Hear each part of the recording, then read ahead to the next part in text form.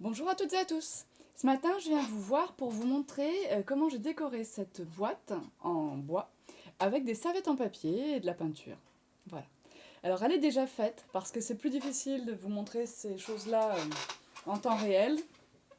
Mais je le ferai forcément, je l'ai déjà fait pour une horloge il y a quelques temps, j'en ferai d'autres par la suite.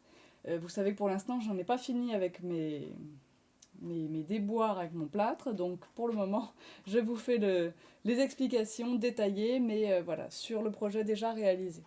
Donc du collage de serviettes pour faire une jolie boîte à musique avec ce support-là. Vous les connaissez, elles sont dans la boutique. Ce sont les boîtes rectangulaires, donc à bord festonné. Elles s'ouvrent comme ceci. Vous voyez que j'ai peint l'intérieur. Voilà, j'ai peint le couvercle également. Et puis j'ai réalisé pas mal de petits détails sur le couvercle. Et nous allons installer ensuite à l'intérieur, que je fasse pas de bêtises, nous allons installer ensuite à l'intérieur de la boîte le mécanisme qui va la transformer en boîte à musique. Voilà. On l'entend forcément tout de suite beaucoup mieux si je l'appuie pour que ça résonne. Voilà. Je vais juste remonter un tout petit peu. Donc commençons par le début. Quand vous avez votre boîte, elle est en bois, elle est marron, c'est du médium, donc c'est du bois reconstitué à partir de sciure. Donc nous devons placer, comme sur n'importe quel support poreux, une sous-couche, c'est-à-dire du gesso. Alors le gesso au magasin se présente sous la marque PBO, c'est du gesso studio, ça vaut dans les 9,90 €, il y a 500 ml. Mais ça, c'est une sous-couche que vous utiliserez systématiquement sur les supports poreux. Les supports poreux qu'on rencontre le plus souvent sont le bois, bien entendu, et la terre cuite, quand on veut décorer en serviette en papier. Si on veut décorer sur un support lisse, donc qui est en plastique, en verre, en zinc, on va utiliser une sous-couche agrippante. Ensuite, une fois que nous avons tout recouvert de blanc, il se peut qu'il nous faille 2 couches de blanc sur le médium parce qu'il boit vraiment beaucoup la peinture. Donc ce gesso nous sert également de bouche-port. On passe nos 2 couches, j'en ai passé 2 sur cette boîte. Ensuite, j'ai choisi mes couleurs. Je voulais une boîte mixte. Je voulais pas que ce soit une boîte fille, soit une boîte garçon. J'ai choisi des couleurs mixtes donc, le gris et le jaune. Alors un jaune très pétant, jaune citron. Et sur le couvercle, pour pouvoir réaliser mon collage de serviette, eh bien ce jaune était trop foncé, la serviette ne serait pas ressortie correctement dessus, donc je l'ai mélangé un peu avec mon gesso. C'est-à-dire que j'ai pris un pinceau large, comme ceci, j'ai pris du jaune, j'ai commencé à peindre, j'ai pris du blanc, j'ai repassé dessus, j'ai repris du jaune, tac tac tac, et comme ça on fait un balayage, et on a des zones un petit peu plus jaunes, un petit peu plus blanches, voilà. J'avais quand même encore un fond un peu trop jaune, alors j'ai repassé un petit coup de papier de verre assez fin, comme ceci. Et j'ai repassé une couche de blanc, mais alors super fine, et j'ai encore poncé. Et de cette façon, j'ai ce fond qui est vraiment très doux, très très agréable. Et voilà, donc ça, c'était pour la partie peinture du fond. J'ai peint tout le reste en gris. Sur les bords de la boîte ici, j'ai peint en jaune sans remettre de blanc. Ensuite, j'ai réalisé des ombres. Alors les ombres, on les voit bien ici, sur les côtés de la boîte. Vous voyez bien qu'ici, vous avez des bords qui sont un peu plus gris. Si je me mets comme ça, on les voit tous. Voilà, vous avez des bords qui sont assombris en gris pour rappeler le gris qui est à l'intérieur, sur les bords du couvercle, etc. Alors pour réaliser cet ombrage, on va utiliser un pinceau biseauté. On va utiliser la peinture grise que l'on va placer sur ce côté du pinceau. On va utiliser du retardateur de séchage. Alors moi je l'ai en grosse bouteille, comme ça, le blending gel. Dans la boutique, je le vends en petites bouteilles, parce qu'on en utilise quand même assez peu. Donc le blending gel, je mets tout ça dans ma palette, je mets une goutte de blending gel dans ma palette, et je trempe mon pinceau de façon à en imbiber cette pointe-là, celle du bas. Ensuite, dans ma palette, je frotte mon pinceau comme ceci, et vous allez voir que le dégradé va se former entre les deux pointes, donc partant du gris et allant jusqu'au transparent. Ensuite, vous allez garder donc votre pinceau une fois que votre dégradé vous plaît dans la palette, et vous allez le passer, comme ceci, au bord de votre boîte. Vous allez éviter de vous arrêter dans le coin. Ici, vous allez tourner Si vous voulez vous arrêter, arrêtez-vous plutôt au milieu d'un côté, pas dans le coin. Sinon vous aurez du mal à faire une reprise sans marque. Donc j'ai fait ça sur les 4 côtés à chaque fois, de chaque face de mon cube. Et j'ai fait ça également ici, sur les bords de mon couvercle. Pour ce qui est du découpage, j'ai choisi donc une serviette. J'ai réalisé un découpage très précis autour des personnages. Je n'ai plus du tout de blanc autour. Donc j'ai découpé aussi précisément que possible. Quand on arrive autour des cheveux là, de la girafe, de sa crinière, là on ne découpe plus. Parce que sinon on ne va pas pouvoir suivre les petits détails de sa crinière. Donc à cet endroit-là, on prend notre serviette entre le pouce et entre les 2 pouces, pardon. Et les 2 pouces marquent exactement l'endroit où on veut déchirer. Et on tire. Ça déchire la serviette, on décale un petit peu nos 2 pouces et on retire. De cette façon, on déchire notre serviette exactement à l'endroit qu'on veut. Et l'effet effiloché de la serviette déchirée, je ne sais pas si je l'ai, non, va nous permettre d'imiter un petit peu justement ces poils là de serviette.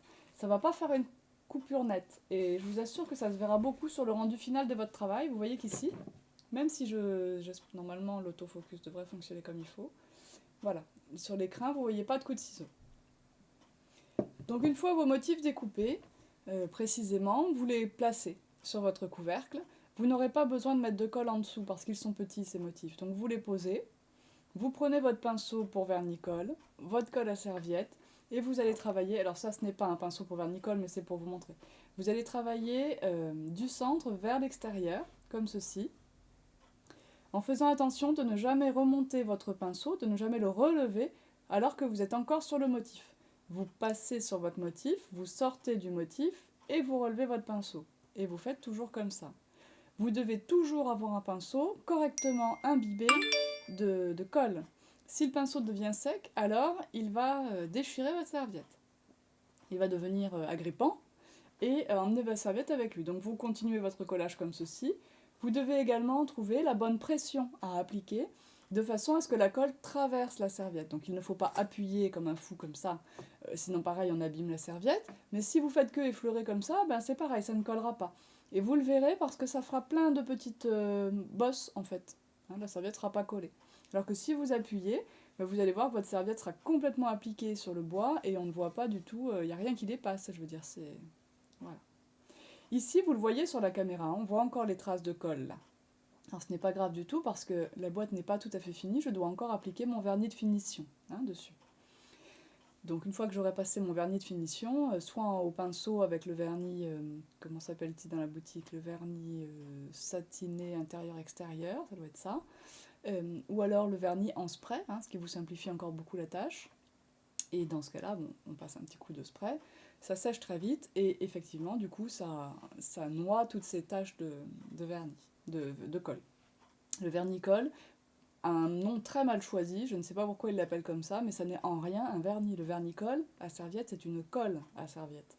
Ça ne protège pas, ça ne suffit pas à protéger votre ouvrage dans le temps. Il faut vraiment rajouter un vernis de finition dessus. J'avais envisagé également sur cette boîte de réaliser une finition avec de la laque. Alors je vous la montre.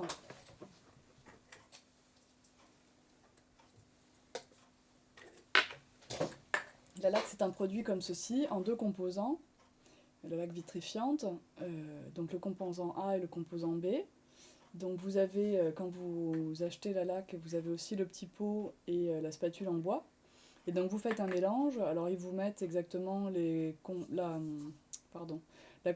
proportion. Donc vous mettez 3 doses de A pour 1 dose de B. Alors en fait vous avez ici les graduations sur le bord du flacon. Donc si vous mettez un truc qui se divise par 3, 15, c'est parfait. Vous mettez 15 ml de A. Et du coup, vous complétez jusqu'à 20 pour ajouter 5 ml de B. Vous mélangez en essayant de ne pas créer de bulles d'air, donc vous mélangez doucement avec la spatule. Puis ensuite, vous faites couler ce mélange sur le haut de votre couvercle. Alors par contre, je vous indique que cette proportion-là ne suffira pas pour faire tout le couvercle. Il faudra le refaire, le mélange, une 2e fois. Et du coup, vous aurez comme de la résine en fait sur votre couvercle, ça sera vraiment très joli.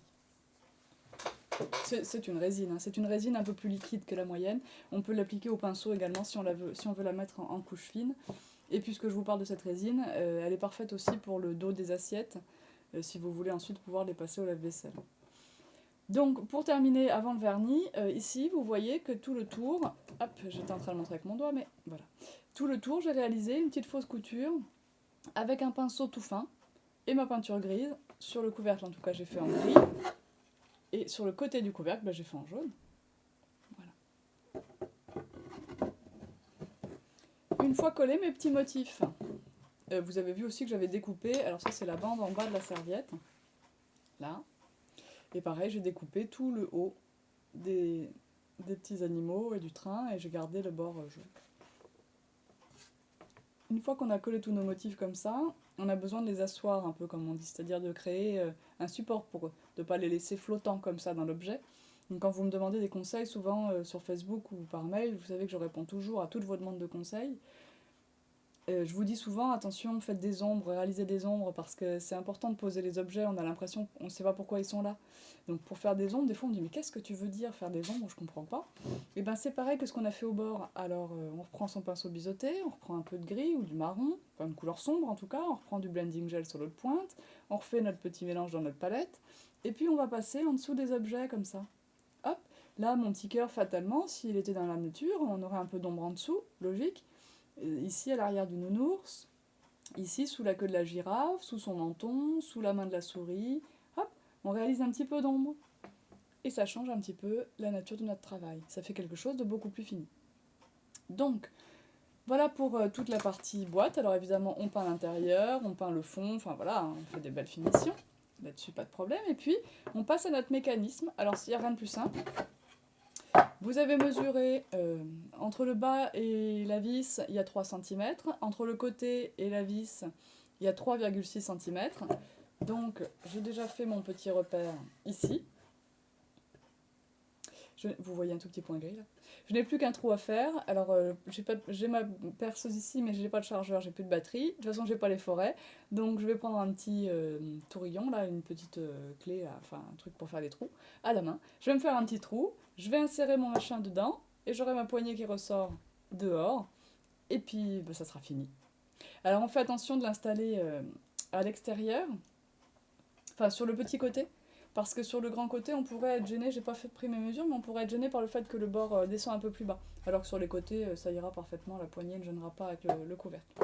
Voilà, donc j'espère que ce tuto vous aura plu. Voilà comment nous avons transformé une boîte en bois en boîte à musique avec de la peinture et des serviettes en papier. J'en profite pour vous rappeler que toutes les marchandises que vous avez vues ici, que j'ai utilisées, sont disponibles sur la boutique toutencolle.fr ou au magasin à Dun-sur-Oron si vous habitez dans le Cher. Et donc voilà, vous pouvez tout retrouver dans l'article qui concerne cette boîte sur le blog. Je vais vous mettre le lien vers tous les produits que j'ai utilisés pour que vous ne les cherchiez pas. Il n'y a que la serviette où effectivement vous allez dans la rubrique serviette. Vous pouvez coller comme les serviettes les feuilles de riz également. Ça se colle exactement de la même façon. Et puis voilà, vous allez pouvoir tout refaire si ça vous a donné envie. Pardon. Je vous dis à bientôt et je vous remercie de me suivre. Bye bye. Attention, voici un petit bonus. Donc voici maintenant la boîte vernis. Alors le vernis est frais, donc vous voyez là, ça brille bien. Et j'ai installé le mécanisme sur le côté.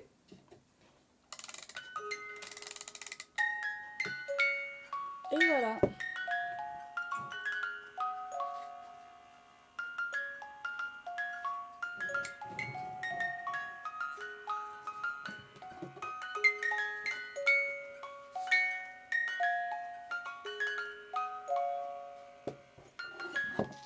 Bonne nuit.